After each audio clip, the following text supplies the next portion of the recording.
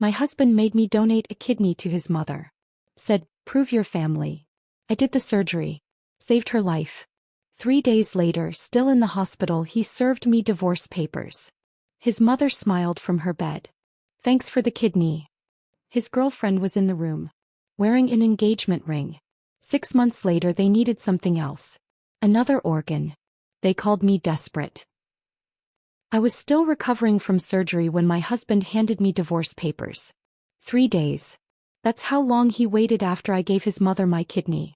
3 days before he walked into my hospital room with his pregnant girlfriend and a lawyer carrying a briefcase full of documents that would erase me from his life. I couldn't sit up without help. The catheter was still in. The incision across my left side burned with every breath. And Ryan stood at the foot of my bed, wouldn't even look at me, while this blonde woman in designer yoga pants touched her swollen belly and smiled. These are for dissolution of marriage, Mrs. Bennett. The lawyer's voice was professional, almost bored. Like he did this every day. Like I wasn't lying there with half my insides missing, given to save a woman who just sent me a text message that said, "Thanks for the kidney. You were always temporary." I looked at Ryan. My husband of 7 years. The man I just sacrificed a piece of myself for. Why? He finally met my eyes. Mom needed you. Now she doesn't. That's when I understood. I wasn't family. I was spare parts. And they'd just gotten what they came for. But I should back up. Explain how I ended up here.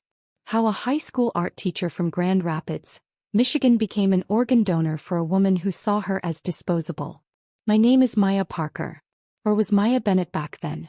I was 32 years old, teaching art at Riverside High School, running a small after-school pottery program I funded with my own paycheck because the district budget never stretched far enough. I loved my students. Loved watching them discover they could create something beautiful with their own hands. It was the best part of my day. At home I managed everything. The bills. The mortgage. The retirement contributions. The grocery shopping. Every financial decision. Ryan always said he was better at sales than spreadsheets. He was a real estate agent, charming and ambitious, always chasing the next big commission. He'd come home late smelling like expensive client dinners and tell me about deals that were almost closed, or right around the corner. I handled the rest. That was our arrangement. It seemed fair at the time. Our marriage wasn't perfect. Ryan was distant sometimes. He worked late often. But I told myself that was normal. That's what marriage looked like after 7 years. The passion fades, the routine sets in, you build a life together. Right? I'd been noticing things though. Small things. Our savings account had been shrinking for months. 10,000 became 8, then 6, then 4. Every time I logged in to pay the mortgage or transfer money, the balance was lower. When I asked Ryan about it, he'd wave me off with that easy smile he used on clients. Market fluctuations, babe. My commission structure changed this quarter. It'll bounce back. I wanted to believe him. I needed to believe him. Because if I didn't, what did that say about me? About the 7 years I'd invested in this marriage? Then Gloria called. Late February, a Thursday night. Ryan was in his home office with the door closed. Something he did more and more. And I was grading student assignments at the kitchen table when his phone lit up on the counter. I saw her name on the screen.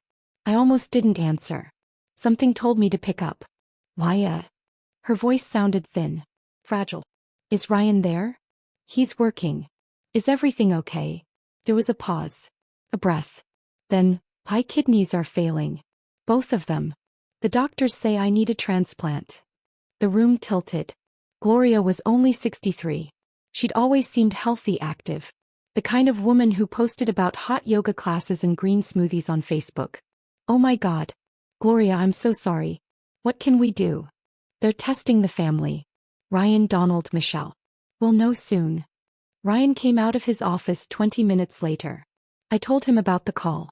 He nodded slowly, his face blank. Yeah. She texted me earlier. Why didn't you tell me? I needed to process it first. The next week was a blur of medical appointments and family phone calls. Gloria's kidneys were deteriorating faster than expected. She needed a transplant within months, not years. The whole family got tested. Ryan, his father Donald, his younger sister Michelle, even Michelle's husband Greg. None of them were matches. Then Ryan came home on a Tuesday evening and sat down across from me at the kitchen table. His expression was careful. Controlled. They tested you too. From that blood panel you did last year for the life insurance policy. My stomach dropped. And your match. The only one. The weight of those words settled over me slowly. Heavy. Suffocating. Me. The doctors say you're near perfect. Better than anyone in the family. He reached across the table and took my hand. His palm was cold. I know it's a lot to ask. It was everything. But what was I supposed to say? Let my mother-in-law die because I was scared? The pressure started the next day. Gloria called every morning, her voice weak and trembling. Maya, sweetheart, I don't want to pressure you, but the doctors say time is critical. Donald showed up at our house with pamphlets about kidney donation. Statistics about survival rates. Glossy brochures showing smiling donors and grateful recipients. Michelle sent long text messages about family and sacrifice and how much Gloria had done for Ryan over the years. How she'd worked 2 jobs to put him through college. How she'd given him everything. I wanted to help. Of course I did. But something felt wrong. Our insurance had gaps I didn't know about. High deductibles. Out-of-network specialists. Copays that could run into tens of thousands. When I mentioned it to Ryan, his jaw tightened. Mom raised me. She worked herself to the bone for me. She gave me everything. His voice had an edge I rarely heard. Are you really going to let money stop you from saving her life? The guilt worked. I scheduled the surgery for 3 weeks out. My principal, Dr. Helen Crawford, called me into her office the day I submitted my medical leave paperwork. She was in her early 60s, sharp-eyed, with gray hair pulled back in a practical bun. Maya, are you sure about this? I nodded automatically. Yes. Of course. Helen studied me for a long moment. Her expression was hard to read. Organ donation is a beautiful thing. But it's also serious. Permanent. Life-altering. You need to be absolutely certain this is your choice. Not anyone else's. It is, I said, forcing a smile. I'm sure. But I wasn't. That night I found Ryan in his office again, door closed, talking on the phone in a voice too low for me to hear clearly. When I opened the door, he hung up immediately. Just a client, he said without looking at me. I noticed he wouldn't meet my eyes. The surgery was scheduled for a Tuesday in March. I woke up at 4:30 in the morning, my hands shaking so badly I couldn't button my shirt. Ryan drove me to the hospital in silence. The roads were empty, the sky still dark. I kept waiting for him to say something. Anything. To reassure me. To thank me. He didn't speak the entire drive. In the pre-op room they wheeled Gloria past my bed. I expected her to stop. To say something. To acknowledge what I was about to do for her. She didn't even look at me. Just stared straight ahead, her jaw set, her eyes flat and distant. A nurse patted my arm. You're very brave. I didn't feel brave. I felt terrified. The anesthesiologist leaned over me with a kind smile. Ready? I wasn't. But I said yes anyway. Because that's what you do for family. You sacrifice. You prove you belong. When I woke up, the pain was immediate and overwhelming. My left side felt like it had been torn open and stitched back together with barbed wire. A nurse stood by my bed checking monitors. The surgery went perfectly. Gloria's kidney is functioning beautifully. I tried to feel relieved. I tried to feel proud. Instead I felt hollow. Carved out. Like something essential had been taken and I'd never get it back. Ryan visited that first evening. He stayed 10 minutes. Stood near the door with his hands in his pockets. I need to check on Mom, he said, kissing my forehead without warmth. Then he was gone. I lay there alone, staring at the ceiling tiles. Counting them to distract myself from the pain. 43 tiles. Fluorescent lights humming overhead. The antiseptic smell of the hospital. The beep of machines monitoring my vital signs. I had never felt more alone in my entire life. On day 2, Ryan didn't visit at all. A nurse mentioned he'd been with Gloria most of the day. Your mother-in-law is doing remarkably well, she said with a smile. You gave her a wonderful gift. I tried to smile back. My face felt frozen. On day 3, the nurse came in to check my vitals. Your husband is here. For a moment I felt something like hope. Maybe he was finally here to take me home. To tell me it was over. To thank me properly. Then Ryan walked in. And he wasn't alone. There was a woman with him. Blonde, athletic, wearing those expensive yoga pants and a diamond bracelet that caught the fluorescent light. And a man in a tailored suit carrying a leather briefcase. Ryan didn't sit down. Didn't come close to the bed. Just stood at the foot like I was a stranger. Maya, this is Cassie. And my attorney, Mr. Hoffman. My brain couldn't process the words. I looked at the woman. At the lawyer. Back at Ryan. What? Mr. Hoffman opened his briefcase with practiced efficiency. Professional. Detached. Mrs. Bennett, your husband is filing for dissolution of marriage. He placed a stack of papers on the table beside my bed. These are the documents. The words didn't connect. Dissolution. Marriage. Papers. I looked at Ryan, waiting for him to laugh. To say it was a mistake. To do something human. He wouldn't meet my eyes. Cassie shifted uncomfortably. Her hand moved to rest on her stomach. That's when I saw it clearly. The swell of her belly under her fitted top. 7 months pregnant, maybe more. 7 months. The affair didn't start after Gloria got sick. It started before. Long before. The nurse's phone buzzed on her cart. He glanced at the screen, then at me. Her expression shifted to something I'll never forget. Pity. Pure, devastating pity. Mrs. Bennett, you have a message. From Gloria Bennett. My hands were shaking too badly to hold the phone. The nurse read it aloud, her voice getting quieter with each word. Thanks for the kidney. Ryan will finally get his inheritance now. You were always temporary. The room spun. The machines beeped steadily. Somewhere down the hall someone laughed. I looked at Ryan. Cassie. At the lawyer with his briefcase full of papers designed to erase 7 years of my life. Why? My voice came out broken. Small. Ryan finally met my eyes. His expression was cold. Mom needed you. Now she doesn't. And that's when I understood. I had never been family. I had been a resource. An asset. Spare parts to be harvested and discarded. They had used me. And now they were throwing me away. My sister Tanya picked me up from the hospital 4 days later. Ryan was already gone. Moved out of our house. Into a downtown condo with Cassie, according to a terse text message he sent at 11 o'clock the night before. No apology. No explanation.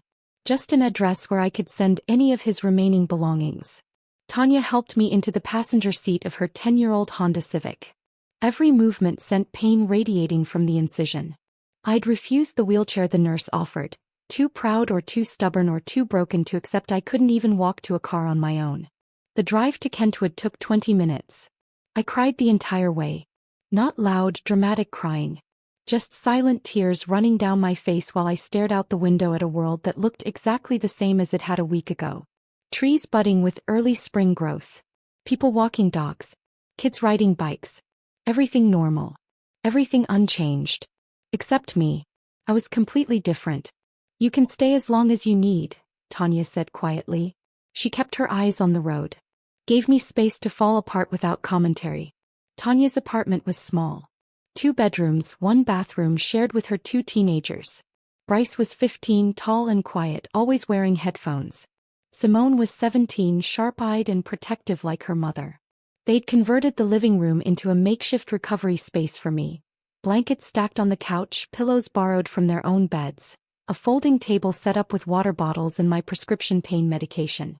We're good at making room, Tanya said, helping me onto the couch. We've done it before. I knew she meant after her divorce 3 years ago, when she'd downsized from a house to this apartment. When she'd rebuilt her entire life on a nursing assistant salary. I should have paid more attention then. Should have learned from her resilience. Instead, I'd been wrapped up in my own marriage. My own carefully constructed denial. The first week blurred together. I could barely move. The surgical incision burned with every breath, every shift of position. I took the pain medication on schedule, but it only dulled the physical pain. The emotional pain was something else entirely. Something no pill could touch. Tanya worked double shifts at a nursing home, 16-hour days that left her exhausted. The kids were at school most of the time. I spent hours alone staring at the TV without actually watching anything. My mind kept replaying that hospital room scene. Ryan's cold voice. Cassie's pregnant belly. The lawyer's indifferent tone. Gloria's text message. You were always temporary. The words looped in my head like a song I couldn't stop hearing. Over and over. A nightmare I couldn't wake up from. Simone came home from school one afternoon and found me crying on the couch. She didn't say anything. Just sat down next to me and held my hand until I stopped. 2 weeks after moving in, I forced myself to open my laptop. I needed to face reality. Check the bank accounts. Pay bills. Figure out what was left of my life. What I found was devastation. Our joint checking account had $143 in it. Our savings account showed a balance of 0. Completely drained. Then I saw the credit cards. 3 of them in my name. Cards I didn't remember opening. All maxed out. I clicked through the statements with shaking hands. Charges I didn't recognize. Purchases I'd never made. Cash advances taken out months ago. Total debt, $47,000. I felt like I couldn't breathe. Then I found the second mortgage. Someone had borrowed $95,000 against the equity in our house. The loan documents were scanned and saved in our shared cloud storage. I opened them. Stared at the signature page. The signature looked like mine. The loops of them and P were close enough. But I'd never signed this document. Never even seen it before. Ryan had forged my signature. The medical bills started arriving that same week. Thick envelopes with hospital logos. Gloria's surgery. Post-op care. Medications. Physical therapy sessions. Insurance had covered some of it, but the gaps Ryan had promised to handle were now my responsibility. Total medical debt, $33,000. I made $48,000 a year as a teacher. After taxes, I took home about $3,200 a month. Before the surgery, that had been enough. Barely, but enough. Now it was impossible. The garnishment notices arrived within days. Creditors were coming after me. Collection agencies called Tanya's apartment phone at all hours. I couldn't afford a lawyer. I couldn't afford groceries. I couldn't afford anything. I sat on Tanya's couch at 2 in the morning one night, surrounded by bills and statements and notices, and I finally understood the full scope of what Ryan had done. He didn't just leave me. He systematically destroyed me. 6 weeks after the surgery, I returned to work. I wasn't ready. My body still ached. I'd lost 15 pounds I couldn't afford to lose. Dark circles shadowed my eyes no matter how much sleep I managed to get. But I needed the paycheck desperately. My students noticed immediately. They were quieter around me. Gentler. A few of them asked if I was okay. I smiled and lied and said I was fine. During my planning period, I walked to the small storage room behind the art wing. This was where I used to run my pottery program, an after-school thing I'd started 3 years ago, funded entirely out of my own pocket. The kiln was still there, silent and cold. But the shelves were empty. I'd been renting a small studio space off campus for $400 a month to store supplies and finish student projects. Clay, tools, glazes, wheels. Years of accumulated materials and dozens of pieces students had been so proud of creating. I hadn't been able to pay the rent for 2 months. The landlord had cleared everything out and sold it to cover what I owed. Years of student work. My own pieces. All the tools and materials. Gone. I stood in that empty storage room and felt another layer of grief settle over me. Another thing Ryan had taken. Another piece of my life erased. Later that day, Dr. Helen Crawford called me into her office. I walked there expecting a reprimand. My performance had been terrible. My focus was non-existent. I was barely functional. Instead, Helen closed the door and gestured for me to sit. Her expression was serious but not unkind. I went through something similar 20 years ago. She said it quietly. Matter of fact. Then she handed me a folder. The district has an employee assistance program. Free counseling. Legal consultations. Financial planning resources. I want you to use it. I took the folder with hands that wouldn't stop shaking. Why are you helping me? Helen's expression softened. Because someone helped me when I needed it. And because you're a good teacher, Maya. Don't let them take that from you too. I started working 3 side jobs just to contribute to Tanya's rent. During the day I taught full-time. At night I graded essays for an online education company. Mindless work that paid $12 an hour. I created social media graphics for small businesses I found on freelance websites. I tutored high school students via Zoom, helping them with college application essays and SAT prep. I slept 4 hours a night if I was lucky. Tanya worried. She'd find me at the kitchen table at midnight, laptop open, eyes burning with exhaustion. "You're going to make yourself sick." "I'm already sick," I said. Came out harsher than I meant. "I'm sorry. I need to help. I need to contribute something." Simone started bringing me tea in the evenings without being asked. Bryce offered to give up his bedroom so I could have privacy and a door that closed. I refused. I was already taking too much from them. From this family who had their own struggles, their own tight budget, their own lives that didn't need my disaster spilling into every corner. One Saturday afternoon, I forced myself to sort through the boxes of documents from the house. Things Ryan had left behind or hadn't cared enough to take. Old tax returns. Insurance papers. Bank statements from years ago. I wasn't looking for anything specific. I just needed to organize. To feel like I had control over something even if it was just filing papers. Then I found it. A life insurance policy. The paper was crisp, official. I unfolded it slowly. Policyholder, Ryan Bennett. Insured, Maya Bennett. Beneficiary, Ryan Bennett. Death benefit, $250,000. Policy date, January 15th. 2 months before Gloria's surgery. I read it 3 times. My hands went completely numb.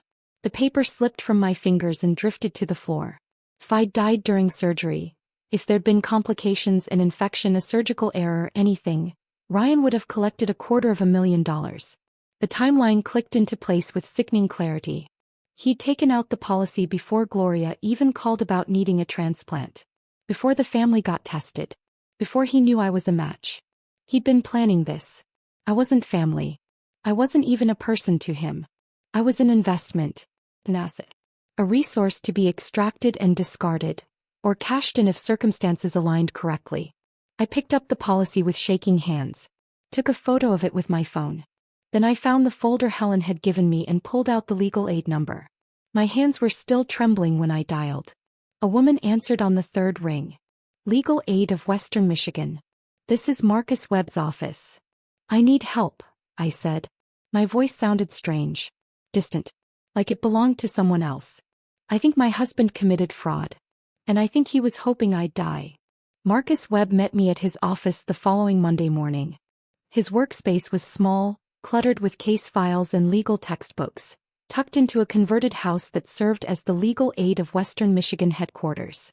He was in his 50s with graying hair and tired eyes that had seen too many stories like mine. I handed him the life insurance policy. He read it slowly, his expression unchanging. Then he set it down and looked at me. "Tell me everything." So I did. The shrinking savings account. The pressure from Ryan's family. The surgery. The divorce papers in my hospital room. Gloria's text message. The forged signatures on the second mortgage. The maxed out credit cards I'd never opened. Marcus took notes on a yellow legal pad. His handwriting was terrible, but his questions were precise. He asked about dates, amounts, who was present when decisions were made. When I finished, he was quiet for a long moment. Then he tapped the life insurance policy with his pen. "This is more than divorce, Maya. This is financial exploitation. Possibly fraud. Can you prove it?" "I can try." He pulled out a blank bankruptcy petition form. "We'll file this with a specific request for investigation. The trustee will look into the forged documents, the fraudulent debts. If we can establish a pattern of exploitation, we might be able to get criminal charges filed." I didn't let myself hope. Hope had gotten me into this mess. "What are the chances?" Marcus met my eyes. "Honestly, I don't know. But I've been doing this for 20 years and I've never seen a case this clear-cut. The life insurance policy alone is damning. Combined with everything else, we have a real shot." He filed the bankruptcy petition that afternoon. Then he gave me a card for a counselor, Dr. Patel, who worked with the employee assistance program the school district offered. "You need someone to talk to who isn't a lawyer," Marcus said. "Someone who can help you process this." I started seeing Dr. Patel twice a week. She was younger than I expected, maybe 40, with kind eyes and a way of asking questions that made me think instead of just react. She didn't judge. Didn't pity. Just listened. 6 months passed like that. Slowly. Painfully. But something shifted. I was still living with Tanya. Still working 3 jobs. Still buried in debt that garnished my paycheck every month. But I was functioning. Surviving. The bankruptcy was moving through the system. Marcus called every few weeks with updates. The trustee was investigating, documents were being subpoenaed, things were progressing. At school, something unexpected happened. My students rallied around me. I don't know who started it, probably Jada Morrison or one of the other seniors. But they organized a fundraiser. A bake sale during lunch periods. An art auction featuring student work. They raised $800. When they presented me with the check, I cried in front of 30 teenagers. "This is for your pottery program, Ms. Parker," Jada said firmly. "You always funded it yourself. Now we're funding it." It wasn't enough to rent the studio space back. But it was enough to buy clay and basic tools. I started teaching pottery again during lunch periods, right there in the storage room behind the art wing. Kids showed up who'd never taken art before. They sat at makeshift tables and shaped clay with their hands and talked about their lives, their families, their struggles, their dreams. I realized I wasn't just teaching. I was healing them and myself. Then on a Tuesday in October the call came. I was in the middle of teaching a sophomore class, demonstrating watercolor techniques, when my phone buzzed in my pocket. I ignored it. School policy. No phones during instruction. It buzzed again. And again. During the passing period I checked. 7 missed calls. 3 voicemails. All from Ryan. My stomach dropped. I hadn't heard from him in 6 months. Not since Marcus had sent a cease and desist letter regarding any further contact outside of official divorce proceedings. I stepped into the hallway away from the rush of students and listened to the first voicemail. Ryan's voice was different. Tight. Panicked. Stripped of the cold confidence he'd had in that hospital room. "Why? Mom's kidney failed. Infection. They say she needs another transplant immediately. Cassie can't donate. Pregnancy complications. You're still the best match. We need to talk. Please call me back." The second message was longer. More desperate. "Maya, I know you're angry, but this is life or death.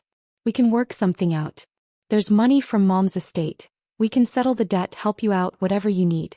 Just call me." The third message was just breathing. Heavy. Ragged. Then a click. I stood in the hallway, students rushing past me to their next classes, and I felt nothing. No sympathy. No anger. No guilt. Just a cold, clear certainty settling into my bones. I wasn't doing this again. I was about to delete the voicemails when Jada Morrison appeared beside me. She had a hall pass in her hand, probably headed to the library. "Miss Parker, you okay?" I forced a smile. "I'm fine." Jada's sharp eyes didn't buy it. "That didn't sound fine." She nodded toward my phone. "Was that about your ex's mom?" I didn't know how much my students knew. I'd never told them directly about the surgery, the divorce, any of it. But high school kids heard everything. They saw everything. "Yeah. She needs another kidney." Jada was quiet for a moment. Then she said something that stopped me cold. "My aunt donated a kidney to her sister 5 years ago. She said the doctors tested her for everything, blood, genetics, all kinds of stuff. Did they find anything about you?" I frowned. "What do you mean?" "I mean, my aunt found out she had this rare blood thing that made her like a super donor or something. The doctors told her she could help a lot of people.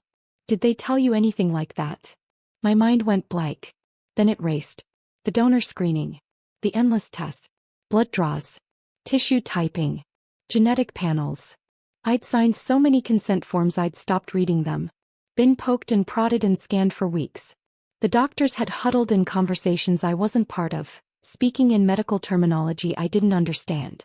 But no one had ever sat me down and explained what they'd found. What made me such a perfect match? "I don't know," I said slowly.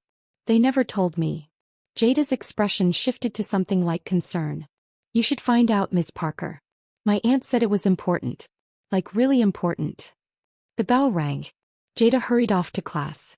I stood there in the empty hallway, my phone still in my hand, Ryan's voicemails still undeleted. That afternoon, during my planning period, I called the hospital and requested my full medical records from the surgery. They said it would take 7 to 10 business days. I gave them Tanya's address and waited.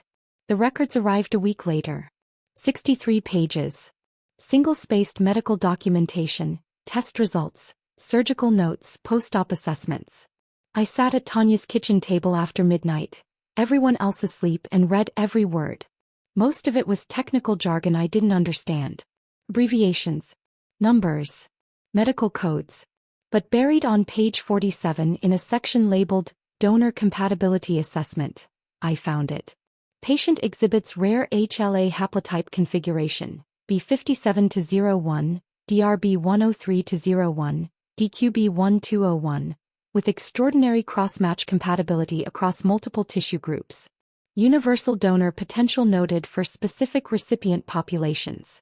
Genetic profile flagged for National Registry consideration. Recommend follow-up counseling regarding donation implications. I read it 3 times. Then I grabbed my laptop and started Googling every term. HLA haplotype. Cross-match compatibility. Universal donor potential. What I learned made my hands shake. I wasn't just a match for Gloria. I was a potential match for dozens, maybe hundreds of people with specific rare tissue types. My genetic makeup was medically valuable. Exceptionally rare. The doctors had known this. They documented it. Flagged it. Recommended follow-up counseling. No one had ever told me. Ryan didn't just marry me. He married a medical goldmine. A walking organ bank. And Gloria didn't just need me. He wanted to keep me in the family as insurance. As a backup plan for future needs. The inheritance Gloria had mentioned in that text message. Ryan will finally get his inheritance now.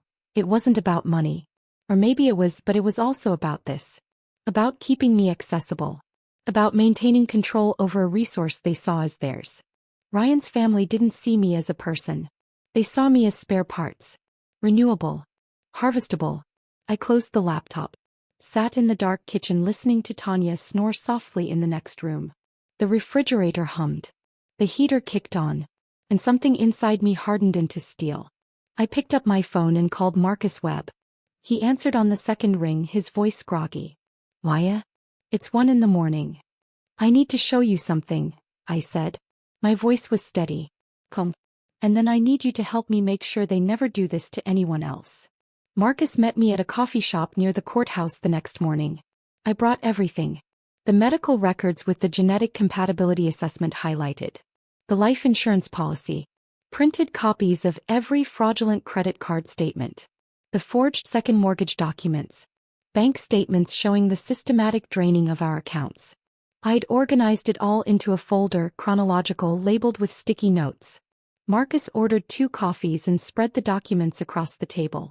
He read through everything methodically, his expression unreadable. He took notes. Asked questions about dates and amounts. Cross-referenced the life insurance policy date against the timeline of Gloria's diagnosis. When he finished, he was quiet for a long moment. Just sat there staring at the life insurance policy, his jaw tight. Then he said, "My wife donated a kidney to her ex-husband's father 12 years ago. I wasn't expecting that. I'd assumed Marcus took these cases because of some abstract sense of justice.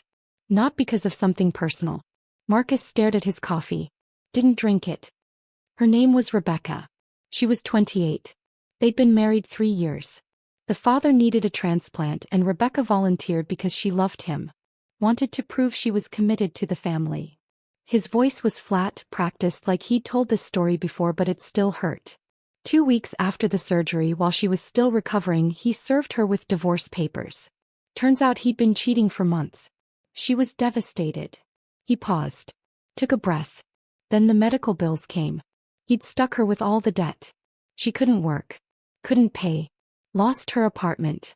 She spiraled. His voice broke slightly. She died by suicide 16 months later. My throat tightened. Marcus, I'm so sorry. He met my eyes. I became a legal aid attorney because of her. I've been looking for a case like yours for 12 years. One with clear evidence of coercion, fraud, and exploitation. The life insurance policy. The forged signatures. The genetic compatibility they never properly disclosed to you. This is what I need to establish legal precedent. He leaned forward. Will you let me fight for you? I didn't hesitate. Yes. Marcus filed an amended bankruptcy petition that afternoon, specifically requesting a fraud investigation. Within 2 weeks, a bankruptcy trustee named Linda Morales was assigned to my case. Linda was in her 40s, sharp-eyed, with the kind of intensity that made people nervous. She was thorough, relentless, and deeply unimpressed by Ryan's paper trail. She subpoenaed bank records going back 5 years. Credit card statements. Loan documents. She interviewed me for hours in a windowless office, documenting every forged signature, every hidden debt, every lie Ryan had told. She asked questions I hadn't thought to ask myself. When did I last see our tax returns? Had I ever signed a power of attorney? Did Ryan have access to my social security number? The second mortgage was the smoking gun. Ryan's signature was legitimate. Mine was not. Linda hired a handwriting analyst who confirmed what we already knew: forgery, clear and deliberate. Linda forwarded the findings to the Michigan Attorney General's office. A criminal investigation was opened. Meanwhile, I filed a formal complaint with the hospital's ethics board. Marcus helped me draft it, carefully worded, backed by documentation. I submitted the life insurance policy as evidence that I was not a voluntary donor operating in good faith. I was a target. A resource to be exploited. The hospital's legal team took the complaint seriously. They launched an internal review of the donor screening process, specifically questioning why I was never properly counseled about my rare genetic compatibility and whether there was undue family pressure involved. Ryan started getting subpoenas. So did Gloria. So did Donald, Ryan's father. The walls were closing in. One evening in late November, I received a Facebook message from an account I didn't recognize. The profile picture was blank. The name was just initials. "This is Cassie. We need to talk. Please." My first instinct was to delete it. Block the account. This woman had stood in my hospital room, pregnant with my husband's child, while a lawyer handed me divorce papers. I owed her nothing. But curiosity won. Or maybe it was something else. I need to understand. I messaged back. When and where? We met at Riverside Park the next afternoon. Neutral ground. Public. Safe. Cassie was sitting on a bench near the playground, her pregnancy now in its final weeks. She looked exhausted. Dark circles under her eyes. Hair pulled back in a messy ponytail. She didn't look like the polished woman who'd stood in that hospital room. She looked scared. She didn't waste time with pleasantries. Ryan took out a life insurance policy on me. She handed me a printed document. I unfolded it slowly. Policyholder, Ryan Bennett. Insured, Cassie Brennan. Beneficiary, Ryan Bennett. Death benefit $300,000. Policy date, 1 week after Gloria's surgery. My hands went cold. I found this 2 weeks ago, Cassie said, her voice shaking. I was looking for our health insurance cards and found it in his file cabinet. I confronted him. He said it was just standard financial planning. That all couples do this. She looked at me. But I'm not stupid. I looked at the dates. I looked at the donor testing results he'd printed out and left in his office. I'm not a match for Gloria. My blood type is wrong. But I didn't know that when he started dating me. Her eyes filled with tears. He was going to use me as a backup. If you couldn't donate or if Gloria needed more later, he'd have pushed me into it. And if I died during childbirth or surgery. She didn't finish. Didn't need to. I felt a strange kinship with this woman I should have hated. Why are you telling me this? Cassie pulled a USB drive from her purse. Text messages. Between Ryan and his mother. Planning. Backup strategies. Contingency donors. I found them on his laptop when he was in the shower. Her hands were shaking. I'm terrified of him, Maya. I need to protect my baby. And I need him away from both of us. I took the USB drive. Thank you. Cassie wiped her eyes. I'm sorry. For what happened to you. I didn't know. I swear I didn't know. I believed her. Marcus opened the USB drive that evening in his office. I sat beside him while he clicked through the files. Text messages. Dozens of them. Between Ryan and Gloria. Between Ryan and his father. Some going back 2 years. We need a backup plan if Maya doesn't work out. Cassie's younger. Better health. Could be a good option. Do we tell her about the genetic testing? No. Keep it simple. The less she knows, the better. There were spreadsheets. Actual spreadsheets. Comparing potential donors. Medical compatibility. Health history. Financial vulnerability. My name was at the top. Cassie's was second. There were 3 other names I didn't recognize. Marcus's face was white. This is conspiracy. Premeditated exploitation. This is criminal. The forensic accountants Marcus had hired finished their audit of Gloria's finances a week later. They presented their findings in Marcus's office. I sat across from them listening to numbers that didn't make sense. Gloria Bennett was not wealthy. She was drowning in debt. 3 mortgages on 2 properties, the house in Grand Rapids and a condo in Florida that was in foreclosure. Credit card debt totaling $180,000. Medical bills she'd ignored for years. Tax liens. Judgments from creditors. Her estate that Ryan kept mentioning? It didn't exist. Everything she owned was leveraged, underwater, built on borrowed money and lies. Gloria had been running a financial shell game for decades, using Ryan's real estate connections to shuffle assets, hide debt and maintain the illusion of wealth. She'd convinced her own son that there was an inheritance waiting, that his sacrifices would be rewarded. Ryan had believed her. Married me, and probably would have married Cassie next, to secure organ donors because Gloria's lifestyle of excess and non-compliance meant she'd never qualify for a deceased donor kidney through legitimate channels. The infection that caused the kidney to fail? Predictable. Gloria had refused to take her anti-rejection medications properly. Too expensive, she'd claimed, despite spending thousands on trips and designer clothes. She'd destroyed the organ I gave her through pure negligence. And now she wanted another. Linda Morales presented the findings to the Michigan Attorney General's office, along with the text messages from the USB drive, the life insurance policies, the forged documents, the genetic compatibility records the hospital had never properly disclosed. Ryan was formally charged with forgery, financial exploitation, and fraud. Gloria was investigated for insurance fraud and conspiracy to commit fraud. The criminal case moved forward. I sat in Marcus's office after the meeting, staring at the stack of documents that represented the systematic destruction of my life. What happens now? I asked. Marcus leaned back in his chair. Now we wait. The bankruptcy will discharge your debts. The criminal trial will take months, maybe longer. But Maya. He looked at me seriously. You're going to be okay. You're going to survive this. I wanted to believe him. My phone buzzed. Another voicemail from Ryan. I didn't listen to it. I knew what it would say. More begging. More promises. More lies. I deleted it without opening it. Then I walked out of Marcus's office into the cold November air and drove back to Tanya's apartment, where my niece had saved me dinner and my nephew had left a note on the fridge that said, "You're braver than you think." I wasn't sure if that was true, but I was still here. Still fighting. Still refusing to give them anything more. That had to count for something.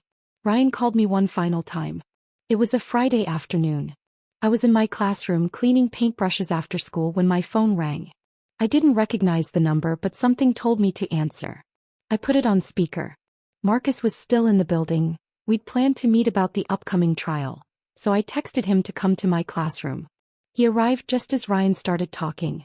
Why? His voice was different. Broken. Desperate. Stripped of every trace of the cold confidence he'd had in that hospital room. Please. I know I hurt you. I know what I did was wrong. But my mother is dying. She needs you. Just this one thing and I'll never ask you for anything again. We'll settle everything, the debt, the divorce, all of it. I'll give you whatever you want. Please. Marcus stood by the door, arms crossed, listening. I was silent for a long moment. Then I said calm and clear, no. No. Ryan sounded genuinely shocked. Like the concept of me refusing him was incomprehensible. Why, she'll die. That's not my problem. My voice didn't waver. Didn't break. You took my kidney, my money, my home, and my dignity. You forged my signature. You took out a life insurance policy hoping I'd die. You turned me into a commodity. I gave your mother 1 kidney. She destroyed it through her own negligence. I'm not giving her another. You're killing her. No, Ryan. You are. You and Gloria made your choices. You lied.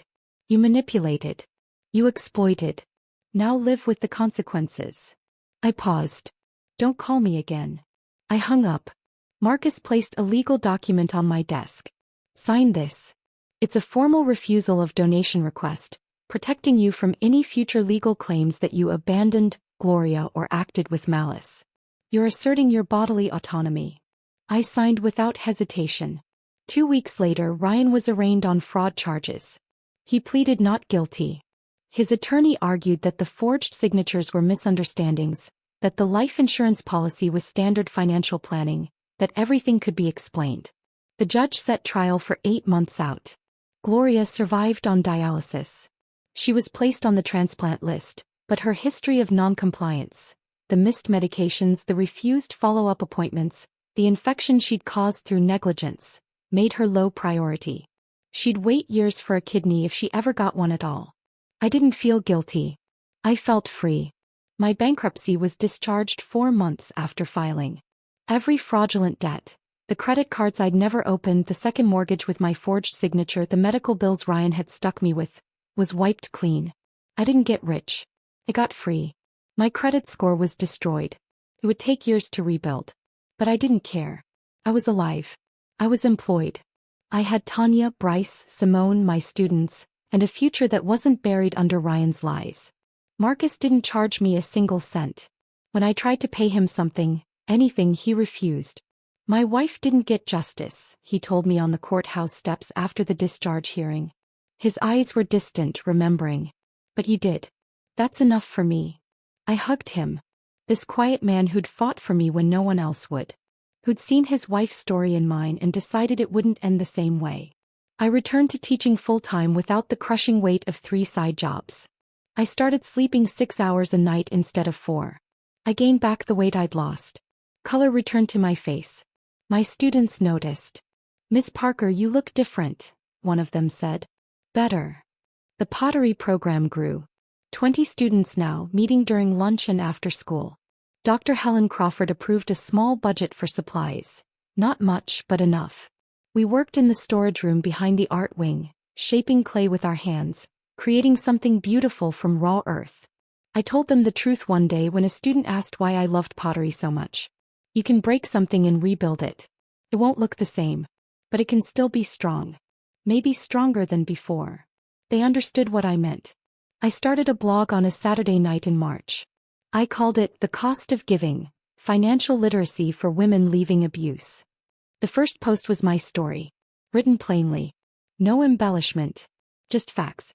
I included scanned documents, redacted for privacy but clear in their evidence.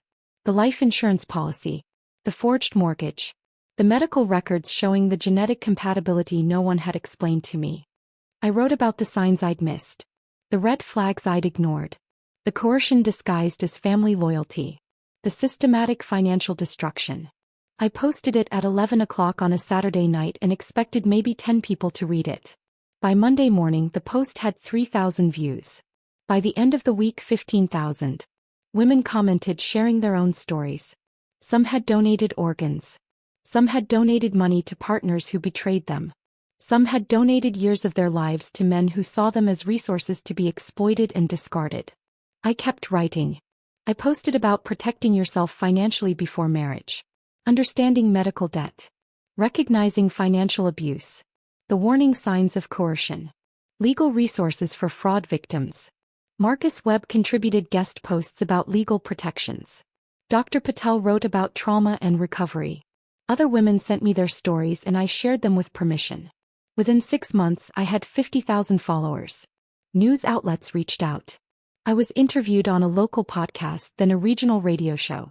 I wasn't famous, I was just visible enough to help people who needed it. Marcus and I partnered to offer free monthly legal clinics for women navigating financial abuse and divorce. We met in the public library conference room. Sometimes 5 women showed up.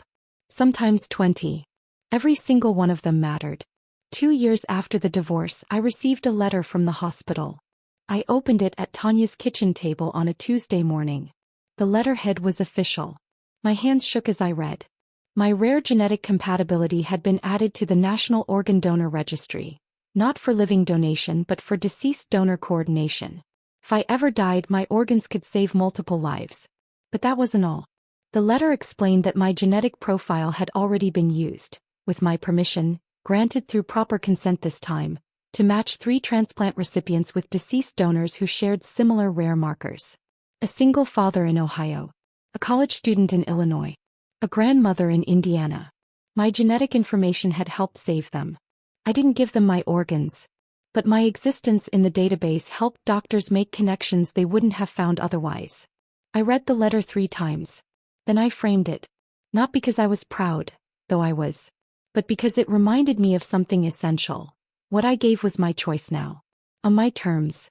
With full consent. With dignity. Jada Morrison graduated that spring. She earned a full scholarship to Howard University for pre-law. At graduation she found me in the crowd and hugged me tight. I'm going to study medical ethics because of you, Ms. Parker. I'm going to protect people like you. I attended the ceremony with Tanya, Bryce, and Simone. We took pictures together laughing. A family built not from blood but from survival and love. Dr. Helen Crawford pulled me aside after the ceremony. I never told you the whole story, she said quietly. 20 years ago, I donated a kidney to my ex-husband's brother. He divorced me 3 weeks later. I lost everything, my home, my savings, my sense of self. I rebuilt my life by going back to school, getting my doctorate, moving into administration. I recognized you the moment you came back to work after surgery. I saw myself. My eyes filled with tears. You've been mentoring me this whole time. Helen smiled. Someone helped me when I needed it. I'm just passing it forward. That night I went home to Tanya's apartment. Still small. Still cramped. But full of life and laughter and safety. I opened my laptop and wrote a new blog post. The title, What We're Worth. I wrote about Ryan chasing an inheritance that never existed, losing everything in the process. I wrote about Gloria building a life on borrowed money and lies, ending up alone on dialysis with a transplant list that might never call her name. I wrote about myself, losing everything, and building something real from nothing. I wrote, they thought I was worth a kidney, worth a signature they could forge, worth a life insurance payout if I died on the operating table. But they were wrong. I'm worth more than what they could take from me. I'm worth what I choose to give. On my terms. To people who deserve it. To causes that matter. That's the difference between us. That's what we're worth. I posted it.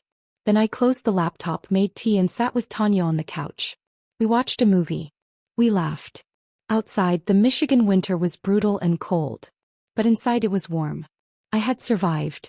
And survival, I'd learned, was its own kind of revenge. Not the dramatic, destructive kind. The quiet kind. The kind that meant waking up every morning and choosing to keep going. The kind that meant helping others so they didn't have to suffer alone. The kind that meant building a life worth living from the ruins of what was taken. Ryan lost everything chasing something that never existed. I lost everything and built something real. That's what we're worth. If this story of revenge through survival resonated with you, hit that like button right now. My favorite part was discovering Gloria's fake wealth was all borrowed money and lies. What was your favorite moment? Let me know in the comments below. Don't want to miss more empowering stories like this? Subscribe and hit that notification bell for instant updates.